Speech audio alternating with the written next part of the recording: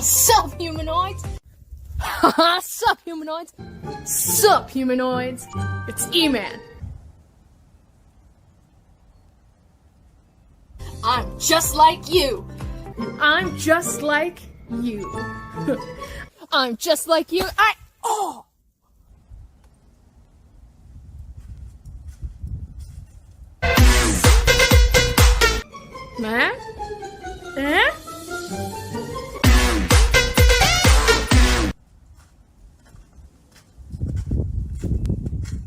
Just go out there and live your damn life! Woo! Just live your damn life! It's fine, just go out there and live your damn life!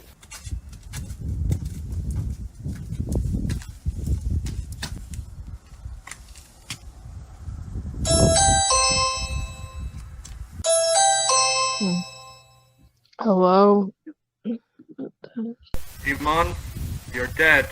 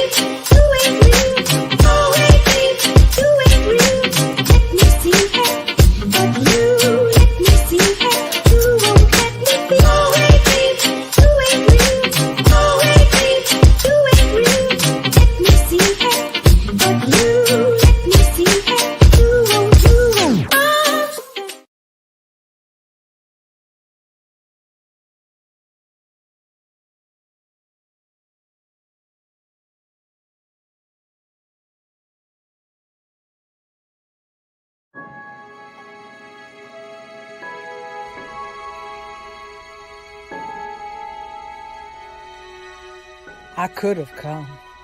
I stayed away because it weren't cheerful. And that's why I ought to have come. I've never liked this place. Maybe because it's down in a hollow and you don't see the road. I don't know what it is, but it's a lonesome place and always was. I wish I had come over to see Minnie Foster sometimes. I can see now.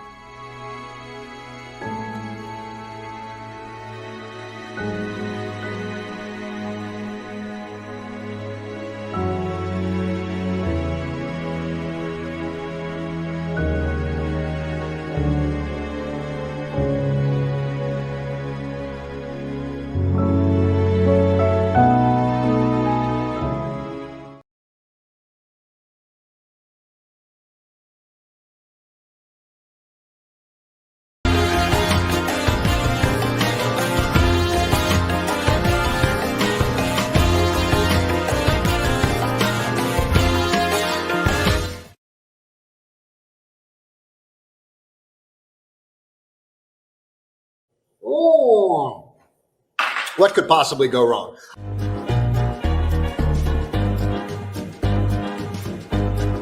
You may choose between the jarred gravy and the blue cheese.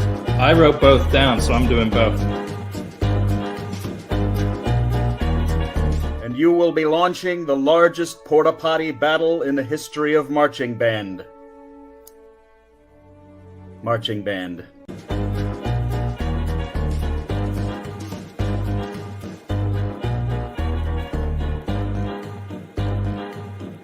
He called all people that wanted to go to the moon dumb. Leaping lizards!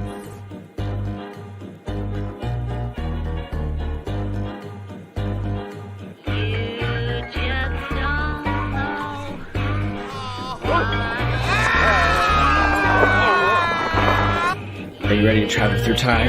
I know I am.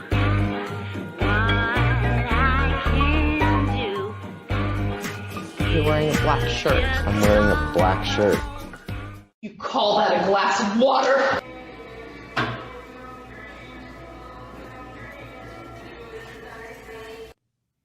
That was so well done. You're welcome, the internet.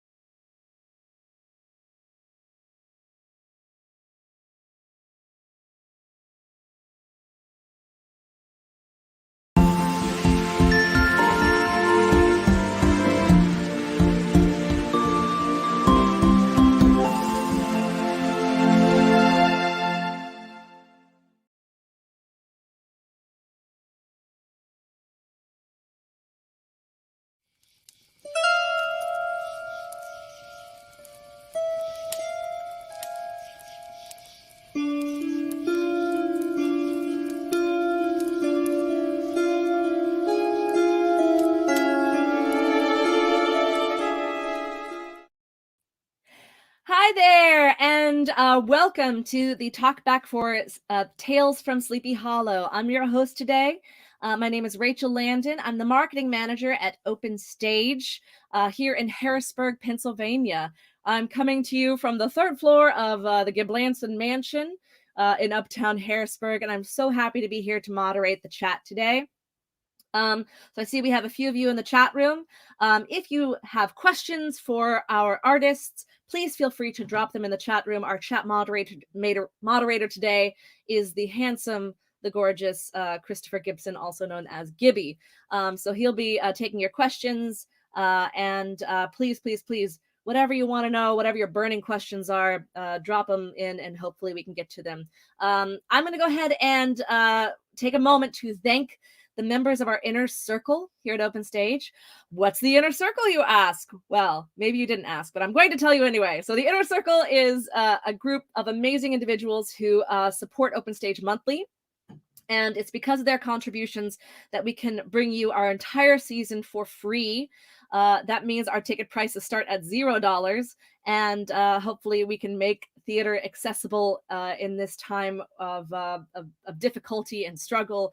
And I know we all miss theater too. I certainly do. And we're ready to get back to it in person. But until then, we have some really amazing shows in our season. If you join the Inner Circle, you can see all of the past shows that are in our vault and any of the shows that are upcoming, you also get access to as well, plus special events like this Talkback right here. So with that, I'm going to go ahead and move forward and introduce some of the people who made Sleepy Hollow possible. So are all of you in the chat room ready? You can give me a thumbs up. Yeah. Okay, so I'll start with co-director Matthew Golden. Hi, Matt. Oh, you're muted. I'm on mute. Hi, I'm here. Hi, Matt. The author, the playwright of the show, Sammi Leigh Melville. Hi, Sam. How are you? Great. How are you today? We're good. Good. Composer, Jonathan Zeppa. Oh. Hi, Jonathan. How's it going? Good. And we've got some performers here as well. We've got Francesca Amendolia. I did not say your last name right. I'm so sorry, Francesca. It's fine. Francesca plays Madam in the show, and we've got Josh. Is it Miccio or Miccio? It is Miccio. Miccio, fantastic. Josh plays Jacob in the show. Welcome, everybody. Hi. Hello. Hello. Wake up. I know it's Saturday, but I know. Yeah. Right. So, okay. So I'm going to basically chat with you all a little bit. I've got some pictures. We've got some clips to show. And again, if anyone here in the audience has any questions for our artists, please feel free to drop them in the comments below. So I'm going to go ahead and start with Matt. Hi, Matt. Hello. So Matt, Tales from Sleepy Hollow, of course, is based on, and we'll get to you, Sam, in just a moment, but it's based on Washington Irving's story of Sleepy Hollow. And I just want you to talk briefly, just so the audience knows how the whole thing was shot, how the whole thing worked in a time of social distancing. Sure. So my co-director, Philip Mann, and I discussed basically the two options available. We could do it all via Zoom and just have talking heads, all 5 actors on Zoom at once, or we could film everyone individually at the theater, at the facility, to kind of make it more of a film theater hybrid. Yeah. And we checked with all the actors, their level of how comfortable they were with it. They all signed off on individual filmings, and then the 4 crew people and each actor filmed in 2 to 3 hour slots over 2 days, and we organized it throughout. We had a little wrinkle with protests downtown that we had to kind of flip the schedule last minute. I have no idea what you're talking about. I know. And I think it went really well. Some people took longer than others just based on outside factors with noise, but it clipped along very nicely, and we tried to make it seem as organic as possible in that the actors were all in the space together, so continuity mattered. We did diagrams of where each person would be sitting at the fire, so dialogue would always be directed the same way based on where someone was sitting. Yeah. I really loved that detail because I think it could have very easily just kind of been a free-for-all, but the fact that I mean, actors, maybe you could speak on that, about how the room was set up. I do have a picture here of Rebecca Krumenacker, who played Eleonora. As you can see, folks, the fire was in the middle of the room, and I think y'all had different stands that had people's names on them, right? So you kind of knew where to focus. Francesca and Josh, you want to talk a little bit about that? Sure.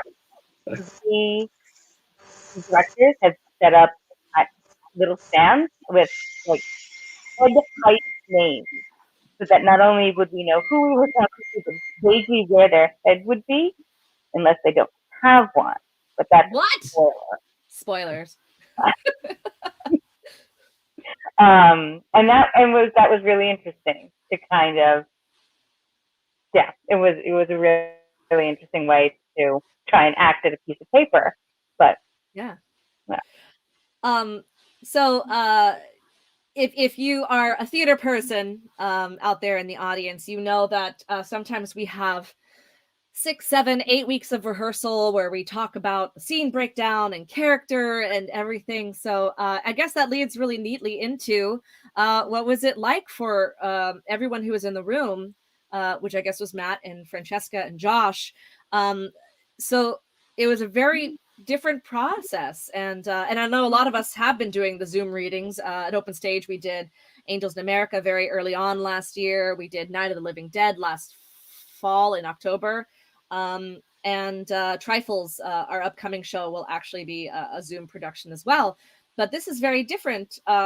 So what was it like having to kind of expedite the process, not getting the as much of table work or anything? Do y'all want to speak a little bit on that?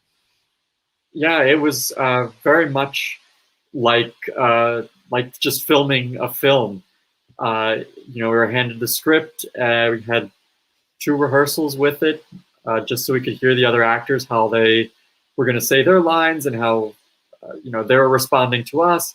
And then it just kind of fell on us to memorize it and then come into the room knowing, okay, I vaguely remember how my co-actors and actresses said these lines, and now I'm just gonna go for it.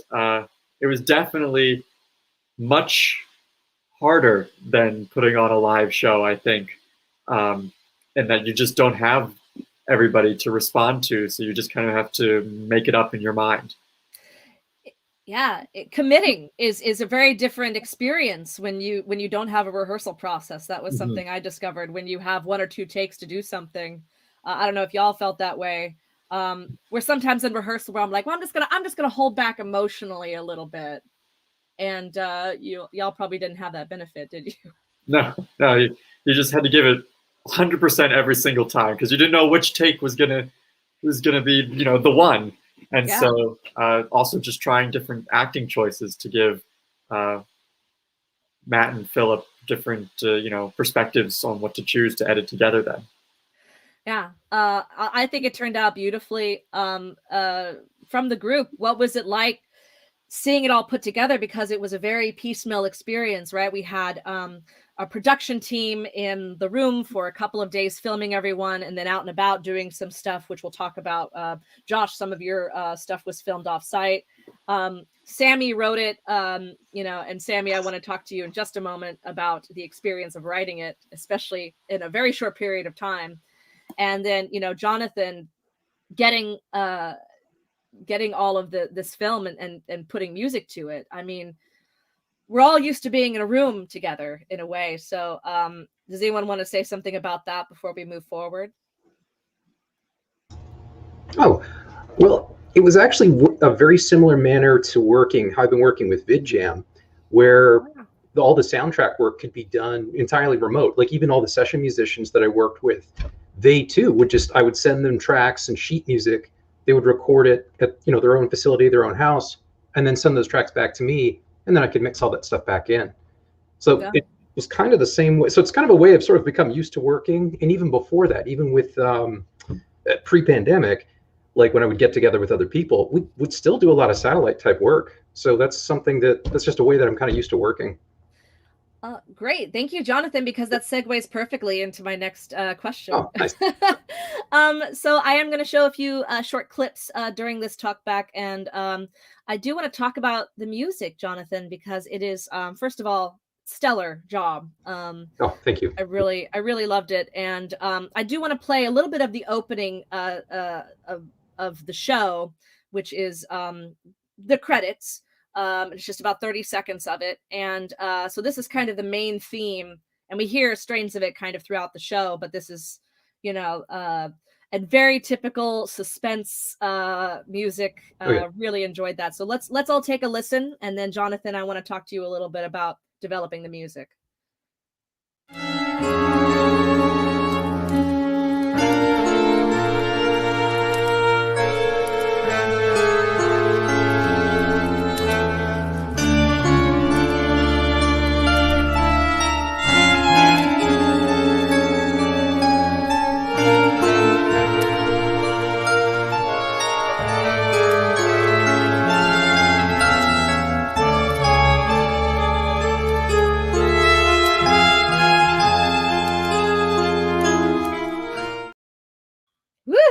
swoopy. I loved it. Thank you. Thank you.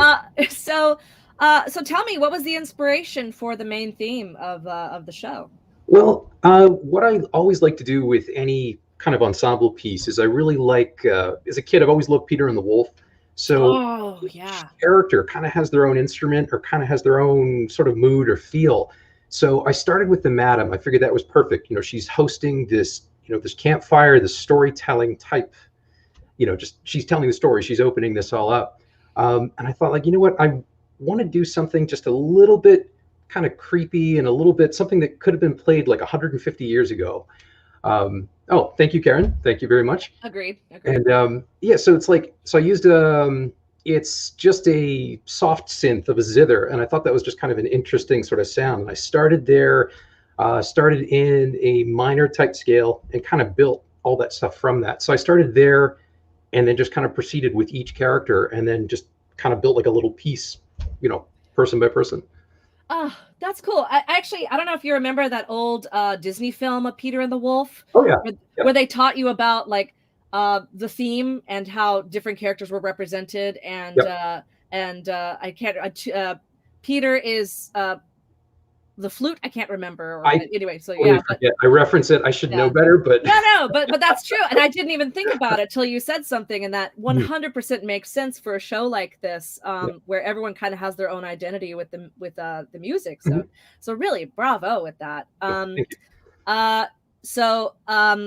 Do you have any influences in your life as a composer? Any inspiration that you take from composers of movies or film or classical or modern composers? They're kind of all over the board, but I would say that probably the music that's probably influenced me the most is going to be lingering in that sort of late 70s, early 80s kind of rock stuff. I always loved the theater of Pink Floyd, like the production and everything that just kind of went into it. So like something like Pink Floyd's The Wall, not just musically, but then also all the little story elements and the sound effects and just everything. You throw that on headphones and you're in another world. So I like to try to create that even with my own, just even with my own music. Like each of these songs by themselves, if you throw this in, just throw it in headphones, that song alone should tell a story. Absolutely, agreed. So I'm going to bring, thank you, Mark. Peter is the string section, you're right. And then there was a duck, and I can't remember all the animals, but yeah, I distinctly remember that Disney film of Peter and the Wolf, and the wolf is like the tuba or something like that. But yeah, of course, the wolf's the tuba. So I will go ahead and bring everyone else back on. Okay. So when all of you got to see, I agree, Benny, they are all beautiful. So when y'all got to see the show for the first time with the music, how did it make everyone feel? Because again, you all got to be in, a space doing one piece of the puzzle, and then to in my opinion, it is always the soundtrack that brings things together. It's why I'm a great lover of musicals, right? And but anyone else have something to say about the music of the show? I am unique in that I saw the piece build from the filming to the editing, and we started with nothing and then added in the sound effects of the fire and leaves, and then on top of that layered Jonathan's music. So it was just beautiful to see this world build up as we were editing over the 2 weeks that we were doing it. So I kind of saw the finished product before it was a finished product. So I'm unique in the five of us in regards to that. But I'd love to hear what the actors or Sammi have to say about seeing the final product.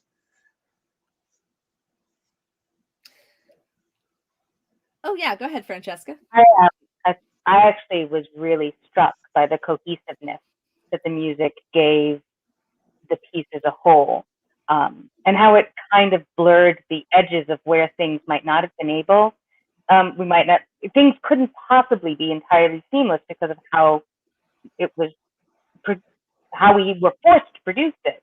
And then the music was like an airbrush in a way over the entire thing, bringing it together. And I was really struck by that watching it, and really enjoyed the power that had to take this from something sort of slightly bitty to something really smooth and beautiful. that I think that segues into me asking Sammi about the story, because the way that the script is structured, and in case you haven't seen the show, first of all, go watch the show. How dare you? You can watch it at openstagehbg.com.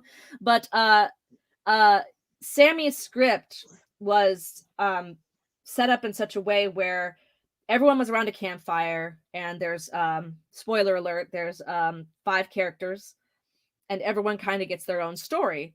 Oh, so sorry. Give me 1 second. I realized that my computer is not plugged in. So, Sammi, would you speak a little bit about developing the script, please? Sorry, I muted myself. Actually, I wanted to throw in really quick about Jonathan's music. I've also come from like a film background, and so seeing a production before you put the music in is always like, okay, it's just people talking. But then when you add the music, it feels real. And so I'm really glad that I didn't see it before the music, because I was like, I'm so nervous. This is like, and so seeing it like as a final product with the music was perfect. It worked so well. So I was very happy about that. But yeah, sorry, what was the original question? I guess first of all, would you talk a little bit about how you, well, I know Stuart, the artistic director, also my brother, in case you folks out there don't know, but he approached you to write the script, and I think he gave you like 3 weeks or something, right? So. Yeah, it's something like that. It was very fast. I actually told him, I was like, give me a deadline, and he's like, just as soon as you can, like, take your time, but you know, like, but now deadline because I wanted to have that pressure.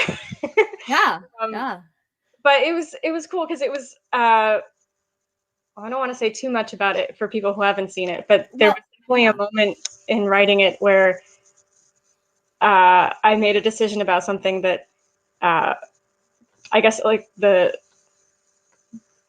where everybody comes from in the story. Up until like 3/4 of the way through writing it, it was just people around a campfire telling a story, and then something clicked, and I was like, "Oh, this is going to go in a very different direction." So that was fun. And oh, sorry, go ahead. I was just going to say, in terms of structuring a story, you probably should come up with that first, but I didn't, so it was a roller coaster. I mean, a lot of writers just start writing, and from my experience is that you might not know the ending yet, and then some people start with the ending. So I don't think there's really one way to start. But what I will ask you, because of the way the script is broken up, and everyone kind of getting their own feature to tell their story around the campfire, which I don't know about you guys, but I was in Girl Scouts, and I did some camping, and I lived in Alaska. So that idea of being around a campfire is a part of my life. It's part of my culture, that this idea of trying to scare other people with stories, which sometimes are made up and sometimes are based on facts. Sammi, let me ask you, are any of these stories based on real ghost stories, other than the obvious one, which we all know about the horseman? So the story of Major Andre is real. So it mentions it in the actual story of Sleepy Hollow, but it's kind of just like one passage where it talks about Ichabod he goes and walks past the tree, Major Andre's tree. And so I did a little research onto Major Andre and found out who he actually was, and the fact that he was actually this historical character, which I had never really thought about. And so his story was really fun writing, because I got to look up all these different accounts of his story and who he was, and just all the craziness that went into that. And the Lady in White, her story is very, very, it's like one sentence in the original Sleepy Hollow. And it's just, you know, I think there's a scene where they talk about all the characters are telling ghost stories, and they mention the Lady in White, and that's it. So I had fun kind of creating who she was in my mind. And Jacob, the story that Jacob tells is sort of based off of, Ichabod's character because he's a schoolmaster. But his actual story was completely fabricated. So. I actually had a job where I had to tell ghost stories. I up in Alaska, I drove people around. I also did walking tours. And in my research of ghost stories, what I found, Sammy, is that some stories are like one line in a book. And then they've been kind of passed down and expounded on. And then some like have no real origin. It's just like some lady in town I would ask, and she's like, oh yeah, didn't you know Lilith up on the 3rd floor of the hotel? And then one time I was staying up there and she sat beside, and she would, all these people would have these amazing stories. And that's what I love about ghost stories. And what I love about the structure of the show is that everyone got to tell a ghost story, and I won't spoil anything beyond that in case you haven't seen the show. But talking about the structure, I'm going to move on just a bit. Sammy, you talked about the different characters. So the first character we meet is Andre, and that part of the show was actually structured to be like a Ken Burns documentary when they edited it together. Matt, I'm going to show a clip of Andre's story and from the very beginning of the story, and I want you to talk a little bit about why y'all chose to go that particular direction. The man who struck a deal with Benedict Arnold? I have not heard the name. Let me tell you the story. John Andre was a British lieutenant involved in the defense of St. John's, which, I hope you know, the Americans took in 1775. He was taken as a prisoner of war and transferred to Lancaster, Pennsylvania. Now, Andre was such a charismatic young man. He was well educated, and in his time as prisoner of war, became well liked by many.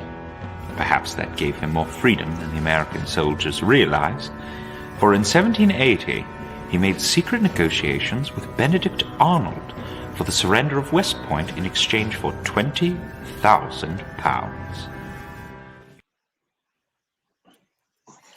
So Matt, like why did Andre's story, why did you and Philip decide that was going to be a Ken Burns documentary style? And it is almost, I will say, and I would go further than homage. It is almost a ripoff, and I love that. Well, if we're going rip-off route, then I credit Philip with all of it. I am in no way legally responsible. Andre is was an actual historical figure. So when we were trying to decide how we were going to visually represent all 4 stories, that one naturally we led to kind of like the History Channel, Talking Head, Ken Burns style. Philip himself is a fan of the Ken Burns documentary style. And that's something that he was easily drawn to design, because he and Jerry Stevens, our editor, designed that story.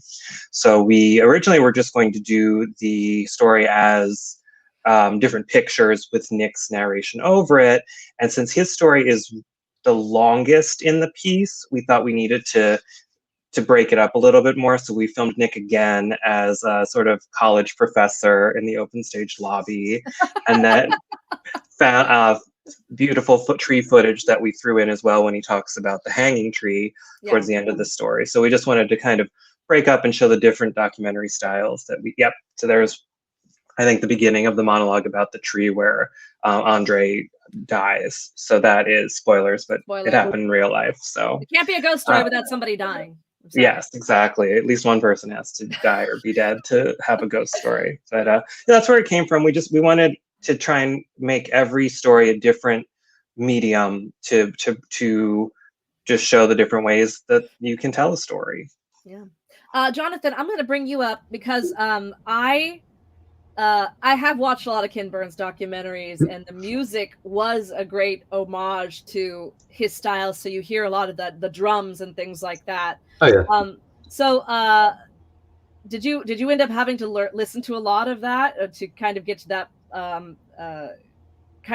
that emulation, I guess is the word I'm looking for? Well, what I did was I just took the character and the story, and the idea was like a traditional British march, but that this guy's story ends very badly. So it was like just this slow march towards doom is just what I went with. So that was, I lined up, Mark Dundor did an amazing job on tuba. He was great. I've been kind of talking with him about that. I did the percussion, and I didn't have a fife, and nor can I play a fife. I tried to play a flute and it was terrible. So instead I used an Irish tin whistle, which ended up becoming the nightmare track later on, where I just did sort of a mix of it and slowed down a couple of the layers to really make this just distorted, awful, horrible, just atmosphere. And I thought that worked, especially with the tree sequence. I really like what Jerry Stevens did with the editing right in that, and I thought it all played really well. Yeah, it really did. And I didn't even know that you could still get a fife, to be quite honest. I'm sure you can, but I just don't happen to have one. Okay. So the next section of the show is about, and I'm going to bring everyone back on. Hello, everyone. Look at these beautiful faces. We do have a question I'm going to bring up onto the screen while I play the next clip. So the next clip is from Eleonora's story. Eleonora, of course, is Rebecca's character, the lady in white. And she tells a story about kind of well, I don't want to give too much away, but you'll get kind of a little taste of it right here, and it is illustrated by Gabriella DeCarli and animated by Jerry Stevens. I'll play that so you can just see a bit of that. The gentleman left her home for the evening. The world began to snow. It felt to Eleonora like an omen. She had previously made arrangements to rendezvous with her beau after everyone had gone to sleep. And so that night, even though the snow began to come down in a horrible power, Eleonora slipped out in the night to meet him. So I just really wanted to show that part because I just think it's just so beautifully illustrated, and we're going to keep moving forward. We do have a question from hey Joey B. Joe Benameda, one of our favorite patrons of MTFL, which you can see every week on Tuesdays right here on our YouTube and Facebook pages. So we're going to talk a little bit about that, but I do want to go ahead and play to give everyone a reference. We've been talking about ghost stories and telling ghost stories. So the next part was Jacob's story. Jacob's story kind of had a stop motion animation kind of feel to it. But we had established that feeling of telling ghost stories with Nick's story. Nick played Andre, and then Rebecca repeated it. So we get this direct address to the camera when you start telling the ghost story proper, which I really do love. So I'm just going to show one of those moments featuring Josh. So, we wake early each morning and set off to do our day's work to provide for ourselves and for our family. We fear disease and decay, so we fill our bodies with hearty foods that make us feel strong and nourished. But nothing is greater than the fear we instill in each other. Just a few years back, a school teacher was hired here in Sleepy Hollow by the name of Jacob Williams. He was a good man, and always... So I really love that. I don't know who came up with the idea that the actual ghost story is like breaking the fourth wall, that the audience is the other person sitting at the campfire. Did that just happen organically when y'all were filming? Matt, maybe you can answer that question, or was that pre-planned? I don't know that it was pre-planned. I think Francesca was the first person we filmed, and I think she just did that in a moment, and Philip, who was the camera operator, just thought that looked really freaking cool. So then we adapted it for all the other actors to do as well, I believe. But yeah, it worked because then the audience is part of the campfire, and as the people tell their stories and they leave, then there's less and less other people to address, then it's more and more you're talking to the audience watching at home. So I want y'all to talk a little bit about your experience. We did a little bit at the beginning about how you connect with another character when they're not actually at the campfire. And I know that there's some big name people. I mean, all of the Marvel movies are basically filmed in front of a green screen, for God's sakes. So as actors, especially if you're involved in theater and you mostly do theater, it is a big change.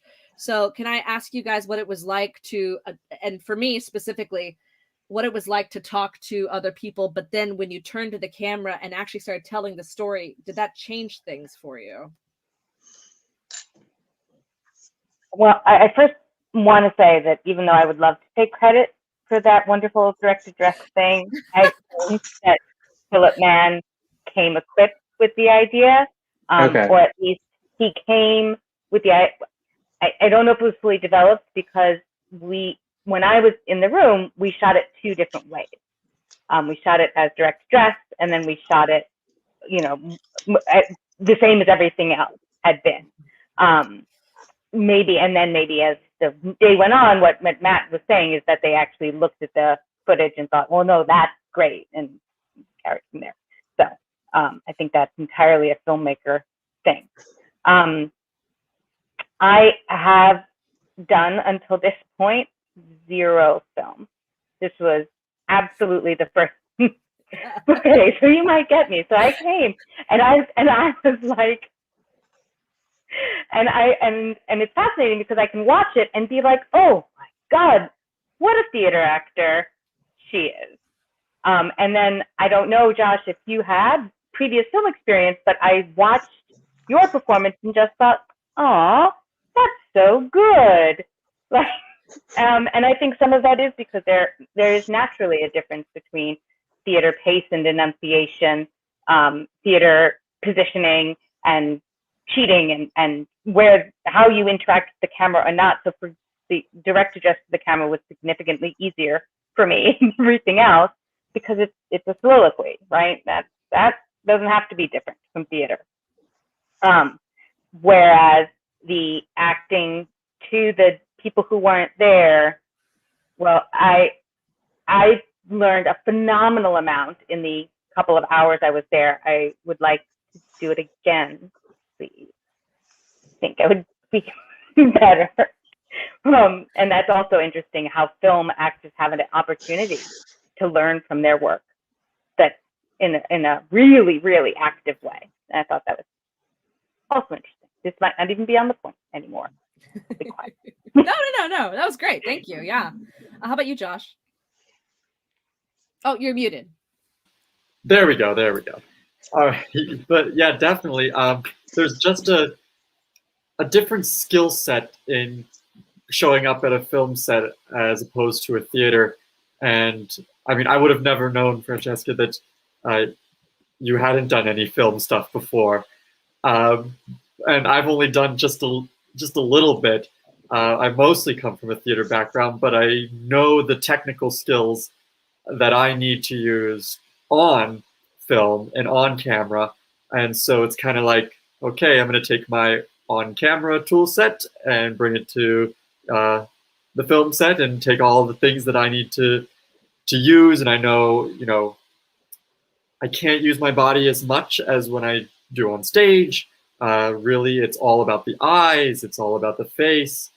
And then changing to thinking about the other characters in the scene, whether it's stage or film, it all comes from up here in creating this world and with all your 5 senses and living in this world. And so on stage, it's easy because the characters, just other people, physically fit into this world that you've created in your mind.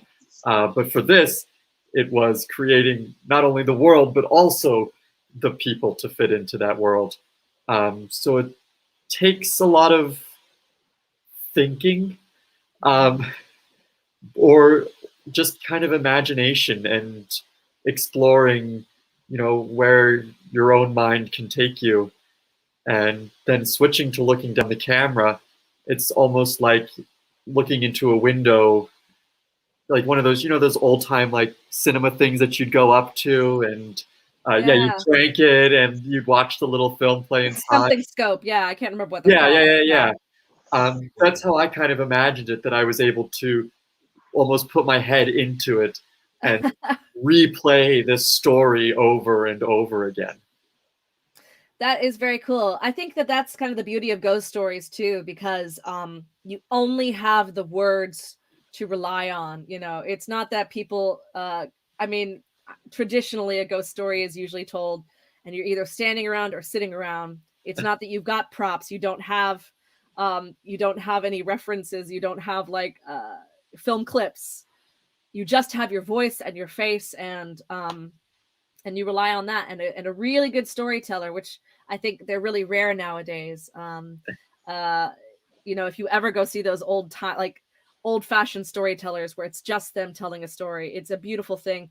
And I think y'all really managed to capture that essence of we're scaring each other and we're just sitting here and looking at, and we're making eye contact. And that's another important part about ghost stories.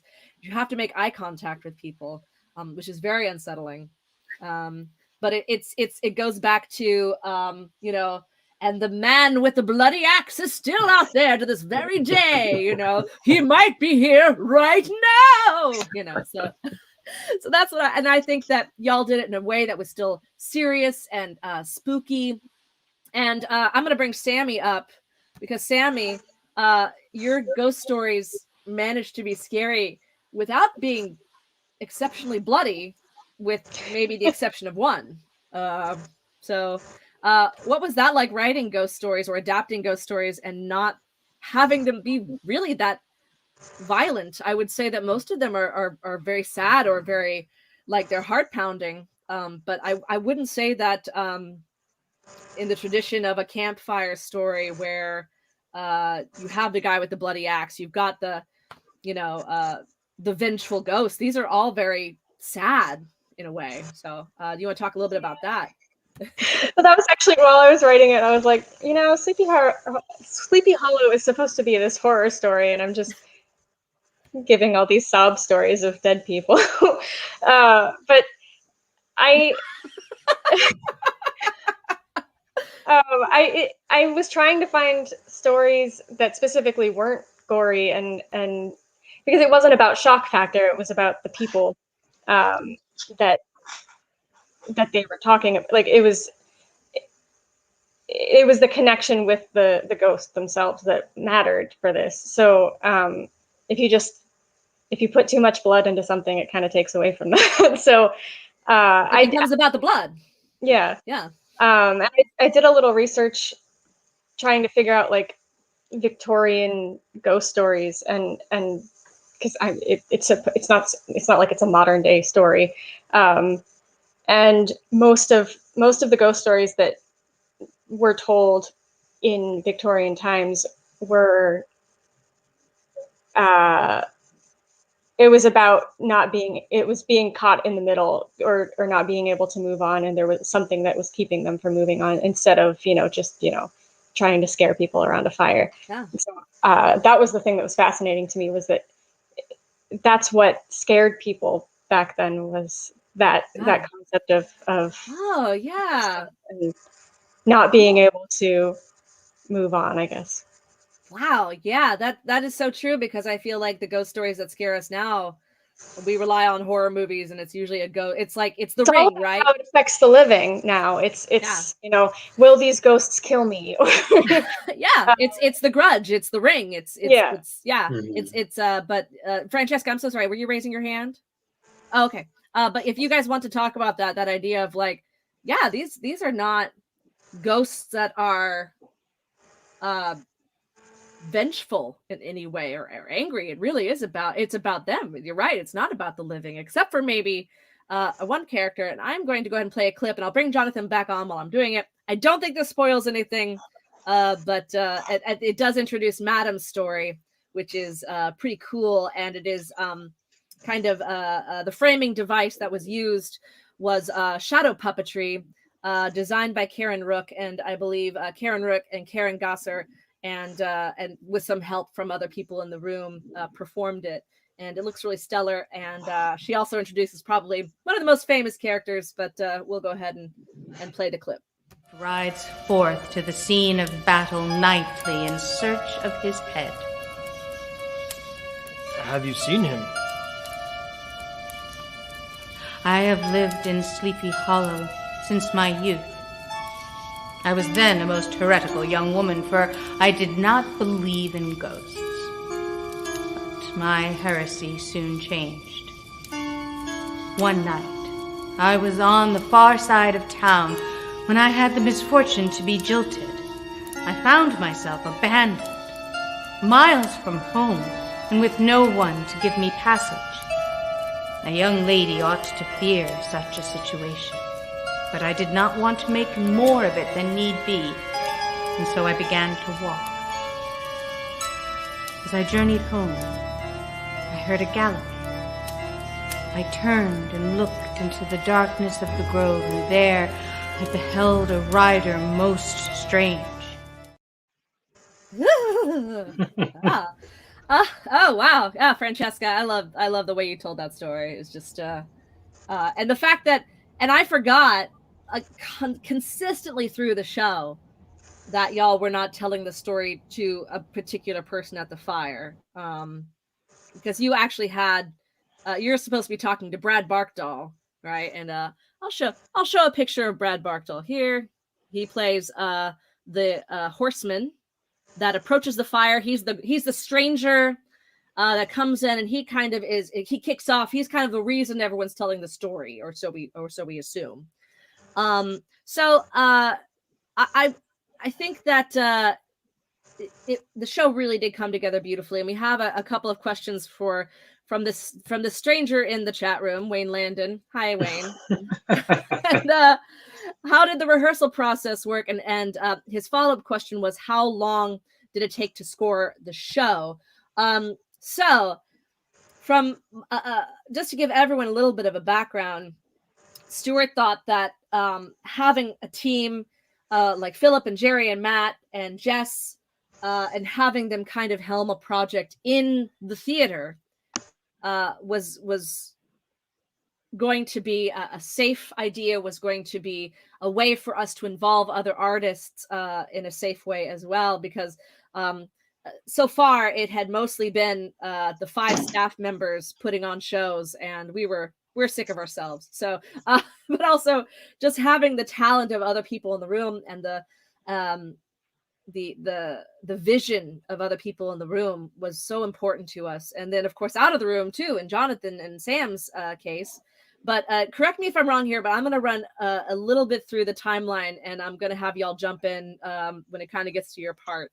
So I believe that around December, Stuart decided to involve outside folks to develop the show. Sammi is given a few weeks to write the script and develop the script. It is handed off to Matt and Philip.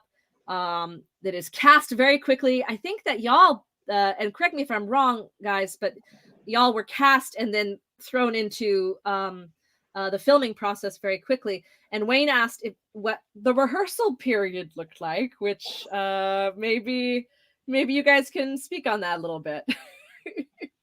Matt, Francesca, Josh. Sure. I think Philip and I were just talking about this because we did a celebratory drink when we did the screening. The official date we signed on was December 15th. And the show opened February 12th. So from first ask to finished product, it was a little less than 2 months. And it happened very quickly. We had kind of the wrinkle of it being around the holidays, so that sort of delayed us starting earlier. But we tried to get the actors the script as soon as possible, just so they could have a general understanding of their lines, especially the monologues and the storytelling. Yeah. But there was only one true night of rehearsal, and we ran the show at least twice, maybe 3 times that night, just to get the general feel and talked about different aspects. And then I made myself available to the actors from the first ask through if they had any acting notes or accents, costume questions, things like that. And I tried to field as much as that as possible. And then Philip handled the technology and all of the setup that he wanted for the actual filming. So we kind of did a divide and conquer with our individual strengths, because technology is a huge weakness for me. So I let Philip take the reins with all of that. Yeah. And it turned out so beautifully. So not having time to divide, I think that, and maybe it's a silver lining for some people, it has definitely all art seems like it's been fast tracked. You know, we don't have the benefit anymore of that 6 to 8 week rehearsal process. So like Josh was saying, having to pull it from a place, you know, having to use methodologies and kind of squishing it down into a very short period of time. And you know, and for Francesca, that idea of using your theatrical knowledge and trying to, you know, what's the word I'm looking for? Utilize it in this sort of mashup. parlay it into a different medium, and very different medium. Yeah. And Jonathan, at what point did you see the film first, or did you start scoring first, or did you get to see the film first? Well, actually, I only saw the script first, and that's actually where I started sort of developing ideas and kind of collecting, like, okay, I'm going to use these scales. I think I'm going to start using these instruments, because I really didn't see very much until kind of the tail end of it. And that's when myself and Jerry and Philip would kind of sit down and kind of go, all right, just have a quick phone meet, say, hey, this piece needs to be a little bit longer, or do you have another piece that you could put here? And that's kind of how we did it. I sort of scored in the blind for a little bit, saw the footage and went, oh, that's not going to work the rest of the way through there. Let me fix that. You know? And then you had 4 other musicians work with you, right? Yep. And you were all in different places, right? And so everything kind of got layered in. What kind of technology did you use for that? Well, a couple of different things. What I would do is I would score within MIDI, basically create digital sheet music, convert that to a PDF to then send out to the session musician. And then I would send them a track that wouldn't have any echo or reverb or anything on it. It was like just a very boring, kind of a dry mix, but something so that they could listen to the rest of the arrangement and then be able to perform against that, just to try to keep it as natural for them as possible. So it didn't sound too, I didn't want it to sound too mechanical. I wanted it to sound very organic. So that, I mean, that's hopefully that answers your question, Wayne Landon. But it really was, everything was done distantly, obviously, but everything was kind of handed over via email and text messages, and that was kind of the cool thing about this process. And I kind of want to ask each of you this question. This isn't a got ya question, so if you don't have an answer, that's fine. But as we continue to live in the world of COVID-19, and all of us being performers in some way or another, and you know, we've all been on stage in different capacities. Sammi is also an improv artist. Jonathan, I'm sure you play live as well, correct? Like you probably have gigs around town. Right? Well, I don't really do a lot of performance. I mean, I used to be in bands, but honestly kind of retired to composition. I'm very happy there. So, yeah. But, you know, I'd be happy to hit the stage. I'd love to hit the stage again at some point. Yeah. Oh, that leads into my question. So this idea of we're living in this world where live performances are not thriving, and it's not safe to do so until, you know, we achieve herd immunity, until we achieve more vaccinations, et cetera, et cetera. Fauci says it might be as soon as June, who knows? But do you think that this kind of theater, this kind of art form, the amalgamation of film and writing and performance is going to live on past that day where we're quote unquote back to normal? Like when it's safe to have 20% capacity, when it's safe to have 50%, when it's safe to have a full house. Do you think that this kind of virtual theater will still be around? I'll go ahead and start with Matt. Thanks. Well, so from my own personal perspective over the last year, there was a long period of time I didn't do any performance, any theater at all, because nothing was really happening locally. And then we started the weekly shows at Open Stage virtually. And then theaters slowly started to put audition notices up. And what I realized is I wasn't limited to the 3 or 4 theaters I'd worked at before. Open Stage, Gamut, Theater Harrisburg, all that are within Harrisburg City functionally. And because I didn't really want to drive 30 minutes, 45 minutes to rehearsal and back each night, because it just wasn't something I personally wanted to do. There's plenty of actors who do.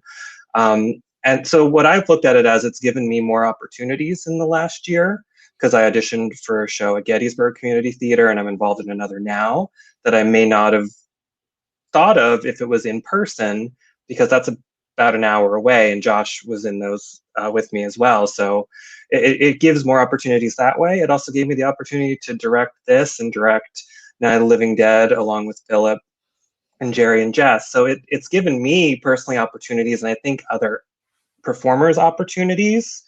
We talk about accessibility in theater, and I have a coworker who was never a performer before. She is confined to a wheelchair, and she never auditioned because she didn't have she had the ability to get there, but she didn't want that be every night for her. And now she can just go up to her desk, and she's auditioned and done a couple pieces locally because now she has the accessibility to do it from her home. So there are positives, and I do hope some of those carry through for situations like that. But I think it's going to be hybrid for another good year at the very least. Yeah. Francesca, how about you? So I think sort of like what Matt's saying, I think that in the adversity kind of breeds invention. When it began, when COVID struck us, I think we were all frozen. I think we didn't really know how to continue to create, particularly those of us who were very within the live frame of performance. Didn't know what we could make things into. And I think a lot of the earliest attempts were kind of translated stage performances. And those were, successful maybe, but I felt the absence of the stage. And as we go longer and longer into this process, as people become more creative, we have these things that are not depriving us of the stage, but they weren't ever meant to be in that milieu. And I don't think we're going to lose that, because I don't think you lose things that you create. I think this is just expanded. So like Matt said, there are people who now can be involved. There are people who can see theater and in different places who couldn't before. And I don't think those things are going anywhere. I think it's just going to become a richer and more complex kind of set of offerings. Yeah. Using just the popular example of when Hamilton came out last year, and it was like, and you could pay Disney Plus a few bucks a month and see Hamilton, which when it first came out and everyone was crazy over it, if you had $700 to sit in the nosebleed section, if you had the money to fly to New York City or maybe see the touring production down the line, I think that word accessibility that both of you brought up, this idea that anyone can see it, and yes, maybe it isn't the same, but I'll go ahead and Francesca, I'll use the example. Francesca was actually in our production of The Diary of Anne Frank, and it was 3 or 4 days from opening, and we were in our final dress rehearsal. Matt was in it too, and so this idea of having that final dress rehearsal on film, we filmed it, and we got to see it we got to share it with the public, and it was kind of this last little peek of what like pre-COVID was like, and we're going to hopefully be able to share that again, although the licensing is pretty restricted on it. But having that is such a treasure for us, that we got to see that beautiful story. And yes, it was one performance, and it was several takes, and it was not the same because it was just a handful of people in the audience that you guys performed for. But to me, it was absolutely magic, and people were able to see that show who had never been able to see it before. And in case you didn't know out there, we've been showing it for 20 years in Harrisburg, and we hope to be able to share it with Harrisburg and beyond. And we're going to be able to use that to do that. Whereas, we had to rely on, doing it every year for the thousands of school kids who get to see it. But hopefully there'll be thousands more that get to see it that don't live in the Harrisburg area. I'll go ahead and go to Jonathan next, since kind of kicked off the segue.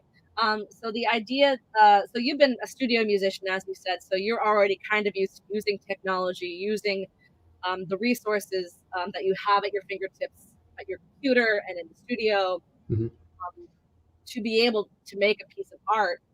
But do you? So I guess my question for you specifically is: over the past year, were you able to still find the same kind of work, or was it still pivoting? I mean, and also you haven't done. Correct me if I'm wrong. You haven't done a ton of theater. Is that correct? A little bit. I did actually some work over at Oyster Mill and some work over at Little Theater. So that's how I kind of came to know both the theater community and then also the small film community that we have here too. Yeah. So it was interesting to see this hybrid come together too, which I thought was neat. But I think that what we may have seen in just the past year, what I've seen with other musicians, is a little bit more of an openness to work satellite, which sometimes I actually prefer to do just for schedules, for driving, for everything else. I'm kind of hoping that those things are still possible to do. I mean, of course, I want to go see live performances. There's a lot of concerts I've missed. I mean, we've all missed. Yeah, I mean, I think now having the technology really honed, making it very, very easy to work with session musicians, very easy to get music out, very easy to kind of collaborate with people that I've never worked with before, which I thought was really cool. Yeah, I want to keep doing that. Yeah, thank you so much.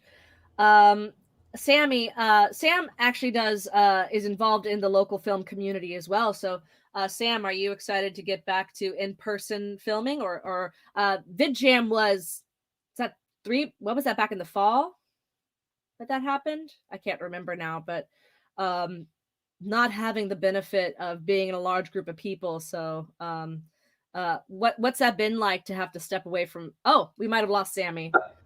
Okay, well, I'll go ahead and skip Sam. I'll come back to her. Sam, are you back? I'm gonna unmute yourself. Oh, I'm back. Thank you. So I was just saying, so you're also involved with film. You do improv. You've actually worked on shows backstage at Open Stage. So tell me, since you have a perspective of a lot of different kinds of art forms, like what's going to happen next? Like, how do you think that what we've gone through in the past year is going to affect us going forward? Well, I mean, there are some things that, like for instance, I haven't done a ton of improv since the pandemic, just because it's not the same on Zoom. It's hard, you know. Yeah.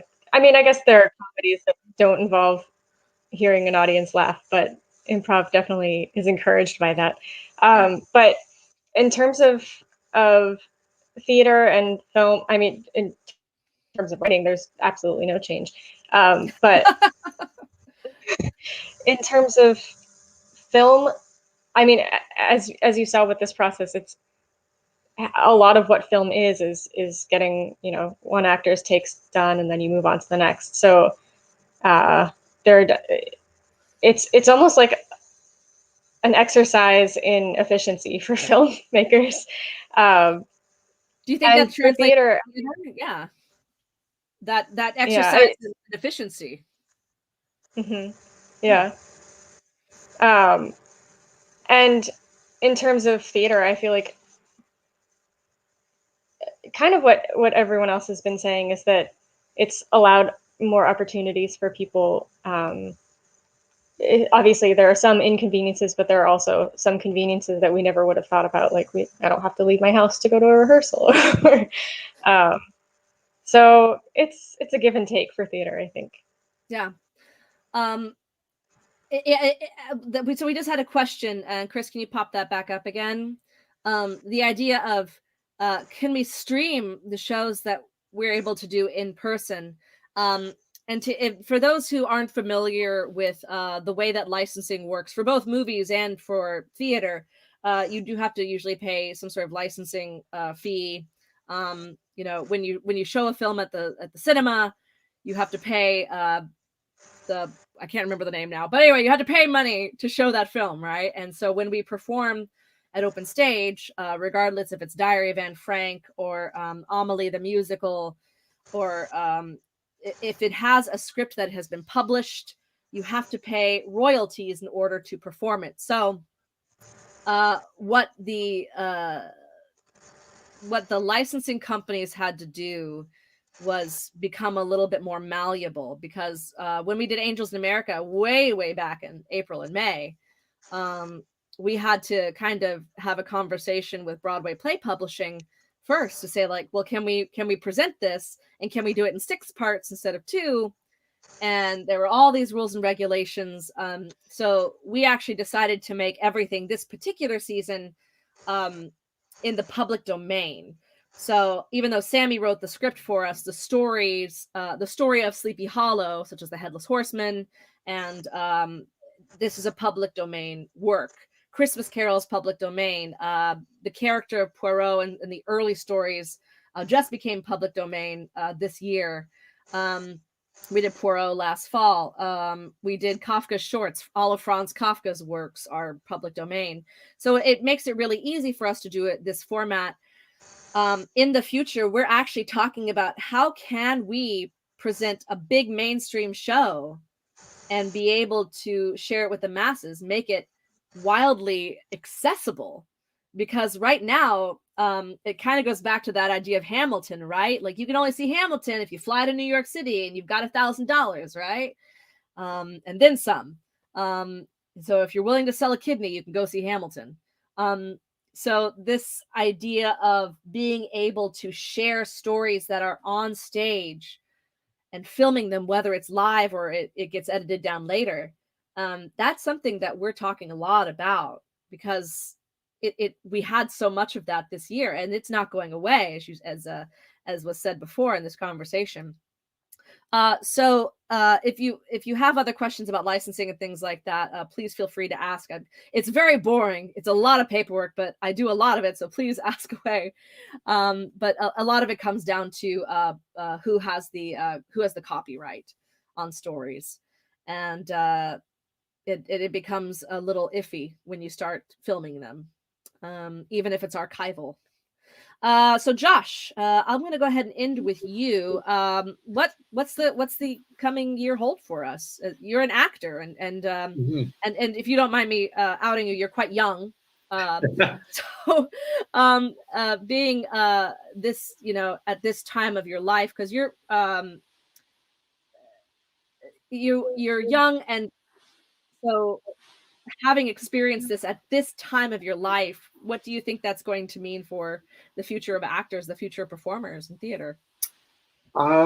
It's definitely been a challenging time, as it has been with everybody. But I think this time has really taught all of us, and especially young actors, fresh out of college and maybe still in college or in high school, young actors, something like so important that I've learned in my brief time in the real world is listening.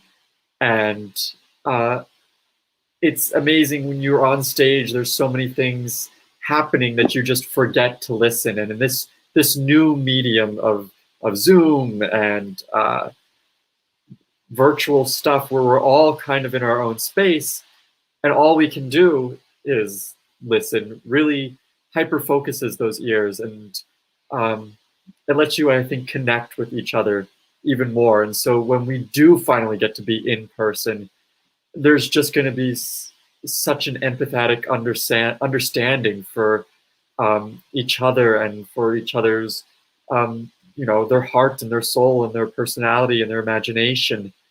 I think, all this time we've been, before, in a pre-pandemic world, I felt like a lot of the shows, all the mainstream shows coming, they're all based on movies. They're all based on something that has already pre-existed. And so I think this pandemic time, has caused us to really start creating our own stuff, because a lot of theater companies, and I know firsthand about the licensing stuff, it's just not feasible to produce, a big musical and, stream it, because even though your ticket sales might say 100, that's 100 families that have watched it. It's not necessarily, 100 individual people, but you're still reaching such a vast audience. And so by creating our own work, we can, kind of, I don't know, do it for cheaper, perform something and produce something for less money, still reach the same amount of people, but also, add something new to the theatrical canon in the world. There's a musical called I'm sorry, in case you didn't know out there in the internet, I have a big musical theater background, and there's this musical called Title of Show, where it's about a writing team writing a new musical, an original musical. And there's the song that ends it is called Nine People's Favorite Thing. And it's one of my favorite songs because that's the way I kind of see art and this idea, especially with original works like Sammy's script, like having Matt's vision, having the actor's performance, having Jonathan's soundtrack. It really has brought it to the forefront, that idea of, yeah, you might not have the audience out there that you're used to, that you don't get to have that connection with them in person. But like you said, Josh, it's out on YouTube, it's out on the internet, it's out there forever. And and that idea of being 9 people's favorite thing in the world it makes your art worth it. So maybe Sleepy Hollow is not a mass-produced movie by Paramount, but we have created this, any day now. When the check rolls in, I'll let you guys know. But that we are able to make art not only cheaply, but incredibly, as the word that we use a lot, accessible. And that somebody is going to see it in across the oceans and across the country, and be able to experience this and be able to experience the ghost stories of Sleepy Hollow. It's just crazy awesome. So to me, it's beautiful, and it's not the artwork that I've made my entire life, and that's okay. To be able to share Sleepy Hollow with all the people who have been able to see it, and all the people who will see it over the next couple of weekends, and for our Inner Circle members, beyond that. So I do have a couple of last little questions here. Rita asks if there's a buzz in the industry about publishers expanding rights to include streaming. I have not heard any big news, but anything could happen. They know where the wind is blowing. COVID is not going away immediately. Even if we're able to, have in-person shows, it's not going to just go away. The flu has been around for quite a while now, and it's not going away. So I like this comment, and it kind of relates to it. Encouragement for new and original works. I think that ties in to what Josh said, this idea of that we don't have to rely on big budget musicals anymore, I don't think. And I don't think that's the future of theater. Maybe it's not Sam Shepard and David Mamet, and maybe it's not the classics. Maybe it's not what we've been doing already at Open Stage, which is new classics, we say. But I think that there's kind of a beautiful future, even if we don't know what it is yet. So I want to thank all of you. If you have any more questions, please drop them in the chat room. And actors, and Jonathan and Matt and Sammy, please feel free to respond to them individually if you like. But we are out of time. I want to thank all of you for being here and being a part of the show. Matt, Francesca, Josh, Sammy, Jonathan, your work is gorgeous, and it is meaningful and spooky and eerie and fun. And I just had a blast watching it the few times that I have already. And I can't wait for more people to see it. So I do want to also take a moment to thank our Inner Circle members. And there's a lot of them in the publisher circle. So I got to read that off, because without them, we could not have brought this to you. We couldn't have brought this show to you. We couldn't have brought the season to you. So I want to take a moment to thank Miles Babin, Christopher Baldridge and David Skirpon, William and Sharia Ben, Michael Chapeloni, Jeff and Caitlin Copus, Desiree DeSoto, Harold and Maureen Dunbar, the Freeman family, Matt Golden, hey, Mary Lou and Raymond Harris, Nicholas Hughes, Dr. Craig Keel, and my phone just went out, and Renee Cluck Keel, Wayne and Gloria Landon, no idea who those guys are. Bill and Beverly Lair, Howard Pullman, Karen Rook, Hank's Rookie, Craig Sager, Brad and Colleen Sanders, Kristen Schofield, and John and Abby Tierney.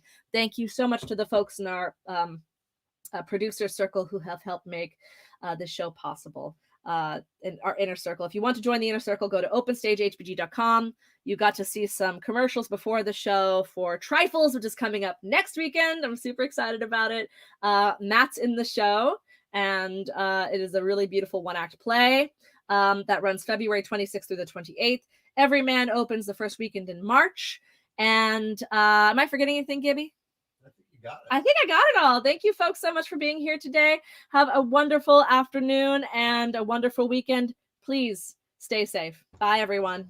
All right. Thank you. Thank you so much.